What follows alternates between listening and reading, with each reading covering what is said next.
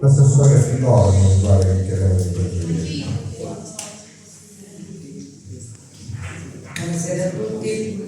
Sì, dopo il dirigente. Corre l'obbligo di intervenire perché il sindaco ha spiegato dal punto di vista, diciamo, dei leader riguardante dal primo momento in cui è successo quello che è successo alla Riccardo Valentini, ma mi preme precisare che non è vero che la Riccardo Valentini non ha avuto mai problemi, perché proprio mio figlio ha fatto i fermi turni ai suoi tempi. Quindi la Riccardo Valentini non è una scuola che è stata sempre beata. Io ci sono andata per Riccardo Valentini, quindi conosco la scuola molto bene, di conseguenza in tutta la famiglia. Sì, mio figlio ha fatto i doppi turni nel 1995, quindi non è che sto dicendo, no, proprio come si diceva che solo in questo momento, no, la scuola ha bisogno, come tutto Valentini, ha bisogno di aule. Non dobbiamo parlare tutte e due, quando dobbiamo parlare tutte e due ci vediamo fuori che ci studiamo. Grazie. Allora, volevo precisare, per quanto riguarda il fatto che il sindaco abbia detto che non pagava il trasloco, devo smentire perché io ero presente al sindaco, queste parole non sono mai uscite, a me sono uscite e me ne assumo tutta la responsabilità, anche perché vi devo precisare che ogni 3 mesi non è il pagamento del trasloco quello che incide all'amministrazione, ma è il cuore dei bambini, perché voi non avete dei bambini, voi avete figli e il docente, che ho detto a un'altra docente, cortesemente voi non eravate a tutte le riunioni, a un'altra docente l'ho anche detto, i protagonisti delle scuole sono gli alunni, non noi docenti, togliete le ragazzi. Quindi il fatto che i ragazzi, gli alunni abbiano fatto i turni e di conseguenza a moduli, questa non è una scelta dell'amministrazione, questa era una scelta didattica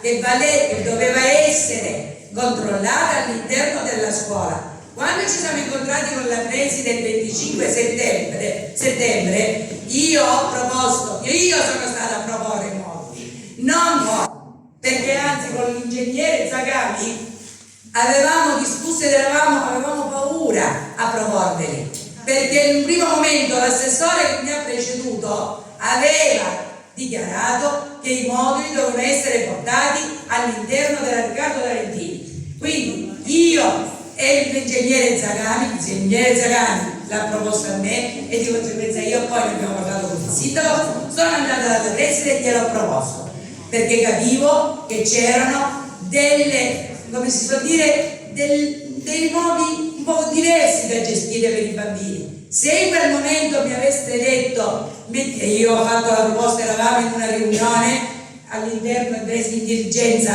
alla Riccardo Valentini, io ho anche proposto, pensiamo a qualche pulmino per portare quei bambini l'avevo anche detto, c'era, ho anche detto, nessuno ha accolto questa proposta, quindi non c'era bisogno di questa.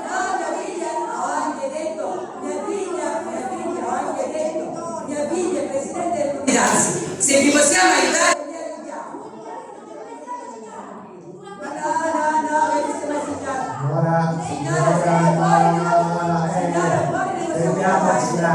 Fermiamoci un attimo, professoressa Ettimo, per cortesia. Quindi da questo punto di vista, anche perché è la preside che può dare sempre atto, mia figlia è una docente di quella scuola, quindi di che stiamo parlando? Cortesemente. Allora, per quanto riguarda ciò che dice il sindaco, non si dicono certe cose, sulla bocca del sindaco non è mai uscita la parola io non pago il trasloco.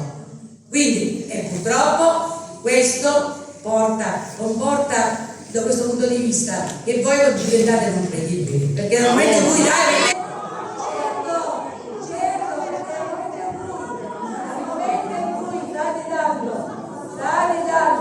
e vi fidate delle persone sbagliate, lo sostenete, però io oggi ho detto che ho detto io, riuscite a sentire o no? Perché allora se riuscite a sentire dovete ascoltare tutto, quindi se il sindaco dà una parola significa che la mantiene, questo è quanto.